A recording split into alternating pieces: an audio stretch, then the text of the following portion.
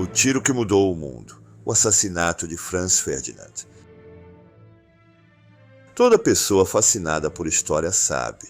O assassinato do arquiduque Franz Ferdinand em Sarajevo, no dia 28 de junho de 1914, foi o estopim que desencadeou a Primeira Guerra Mundial. Seja bem-vindo a mais um documentário do Abismo Consciente. Primeiramente, gostaria de falar um pouco sobre o próprio Franz Ferdinand. Então aqui vai uma breve biografia. Ele nasceu em 1863, sendo um dos 70 arquiduques da Áustria. Ainda não se chamava Áustria-Hungria na época. Ferdinand ficou muito rico pouco antes de completar a adolescência, quando seu primo faleceu e ele foi escolhido para herdar uma vasta propriedade. Outro acontecimento em 1889 mudou drasticamente o seu destino: o suicídio de seu primo, o príncipe herdeiro Rudolf. Isso fez com que o pai de Ferdinand se tornasse o herdeiro do trono da Áustria-Hungria, mas ele imediatamente renunciou à posição, deixando Franz Ferdinand como o próximo na linha de sucessão ao trono do império. Ele manteve essa posição até o dia de sua morte, quando o imperador Franz Josef já tinha 84 anos e Ferdinand 50. Se você ler praticamente qualquer biografia, curta ou longa, sobre Franz Ferdinand, descobrirá que ele não era muito querido pelas pessoas. Bem, exceto por sua esposa, a duquesa Sofia. Ela era uma aristocrata boêmia, mas sem sangue real, o que fez com que a casa imperial garantisse que nem Sofia nem seus filhos pudessem herdar o trono. Isso também significava que eles não eram muito bem aceitos pela aristocracia austríaca, apesar da posição de Ferdinand como o próximo imperador. Muitas pessoas faziam questão de tratá-los com desprezo. A caça. Outra coisa que toda a biografia menciona é a paixão de Ferdinand pela caça. Aparentemente, ele registrou mais de 250 mil criaturas abatidas durante seus 50 anos de vida. Suponho que isso não seja tão relevante, mas o que realmente importa são as crenças de Franz Ferdinand. Ele era muito conservador e, digamos apenas que suas ideias eram pouco esclarecidas, para ser educado. Ele odiava os húngaros, achava que os eslavos eram menos que humanos e, na verdade, referia-se aos sérvios como porcos. Ele também era fortemente católico, o que trazia consigo o preconceito anti-judeu e anti-jesuíta da época. No entanto, amava sua esposa com grande paixão, e também a preservação do Império Austríaco, e isso é algo a que voltaremos em alguns minutos. Gavrilo Príncipe. Antes disso, vamos conhecer seu assassino, Gavrilo Príncipe. Príncipe era membro dos Jovens Bósnios, uma das várias sociedades secretas violentas nos Balcãs, e foi ele quem decidiu matar Franz Ferdinand quando o arquiduque anunciou sua visita à Bósnia em junho. Em maio de 1914, Príncipe e 2 associados foram a Belgrado, na Sérvia, onde receberam 4 pistolas e 6 bombas da Mão Negra, e Príncipe fez algumas práticas de tiro em um parque da cidade. Isso não é especialmente relevante, mas achei curioso mencionar.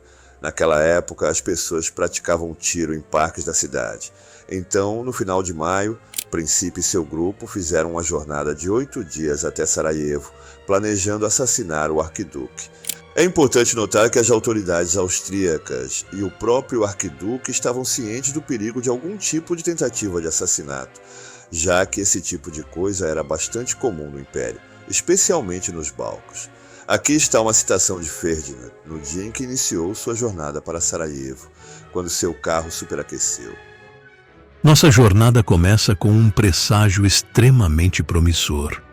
Aqui nosso carro queima, e lá embaixo eles irão nos lançar bombas. Então, na noite anterior à sua chegada em Sarajevo, Franz Ferdinand e Sofia surpreenderam a todos aparecendo mais cedo, por impulso, e tiveram um momento muito agradável passeando pela cidade, que era um lugar bastante exótico naquela época. Mais tarde naquela noite aconteceu um dos grandes momentos de presságio da história.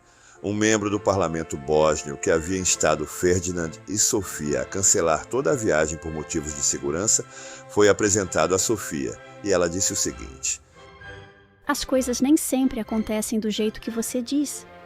Onde quer que tenhamos estado todos, até o último sérvio, nos receberam com tanta cordialidade, educação e verdadeiro calor, que estamos muito felizes com nossa visita. Então o homem chamado Sunarik respondeu: Vossa Alteza, rezo a Deus para que, quando tiver a honra de encontrá-lo novamente amanhã à noite, você possa repetir essas palavras. Depois eles tiveram um grande banquete naquela noite, e no final da manhã seguinte, coincidentemente seu 14º aniversário de casamento, o cortejo do arquiduque partiu da estação de Sarajevo. Nada menos que 7 assassinos dos jovens bósnios foram posicionados nas pontes da cidade, uma das quais o arquiduque tinha que atravessar. Um dos jovens bósnios jogou uma bomba em seu carro, mas ela ricocheteou no capô antes de explodir, ferindo 2 dos homens do arquiduque. O cortejo seguiu em direção à prefeitura, onde eles ouviram uma série de discursos habituais, e depois disso Franz Ferdinand mudou seus planos.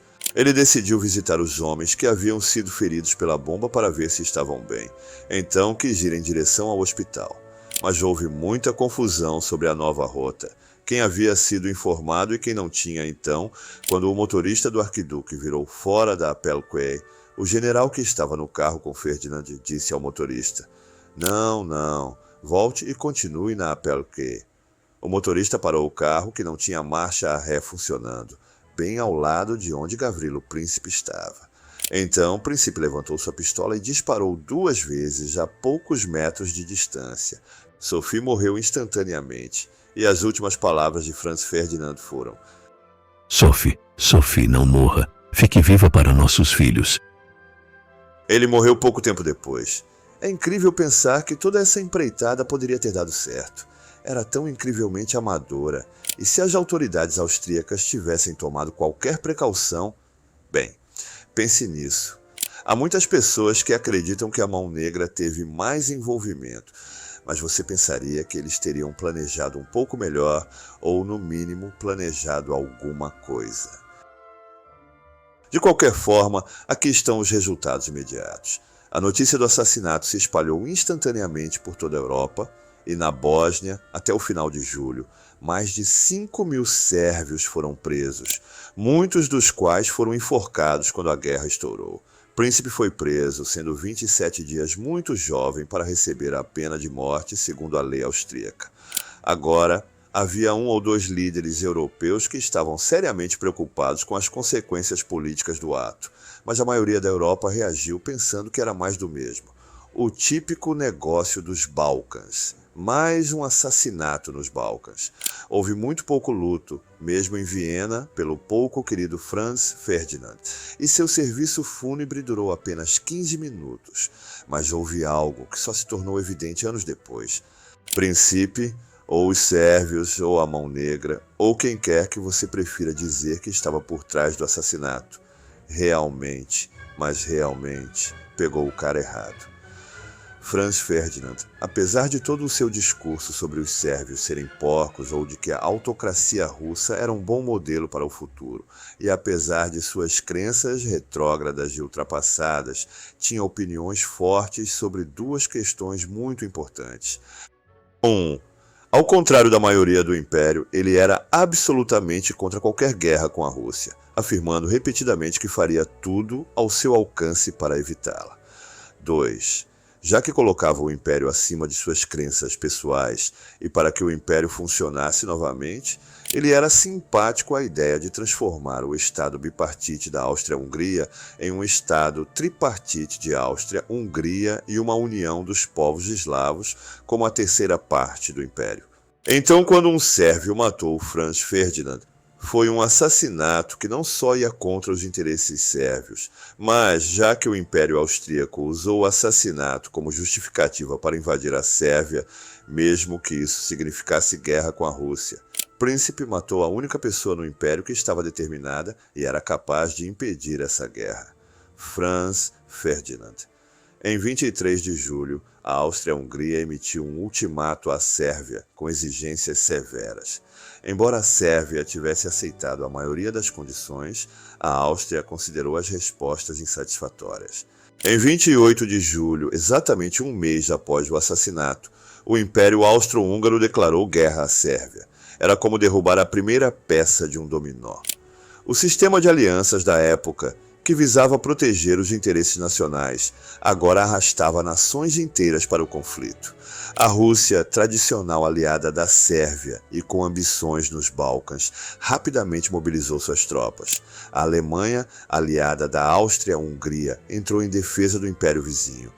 A França e o Reino Unido, por sua vez, se viam pressionados a apoiar a Rússia, com quem mantinham pactos de defesa. Em poucos dias, o conflito regional se transformava em uma guerra de escala continental.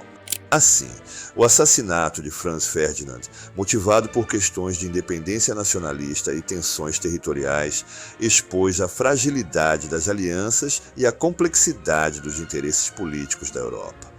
O mundo assistiu ao nascimento da Primeira Guerra Mundial, uma guerra que redesenharia fronteiras, custaria cerca de 17 milhões de vidas entre 1914 e 1918 e mudaria o curso da história para sempre. Além disso, cerca de 20 milhões de pessoas ficaram feridas, muitas das quais sofreram mutilações graves que alteraram suas vidas para sempre. A guerra foi marcada por uma nova escala de destruição, com o uso de armamentos modernos como metralhadoras, artilharia pesada, gás tóxico e aviões, transformando os campos de batalha em locais de devastação sem precedentes. Gostou desse mergulho na história?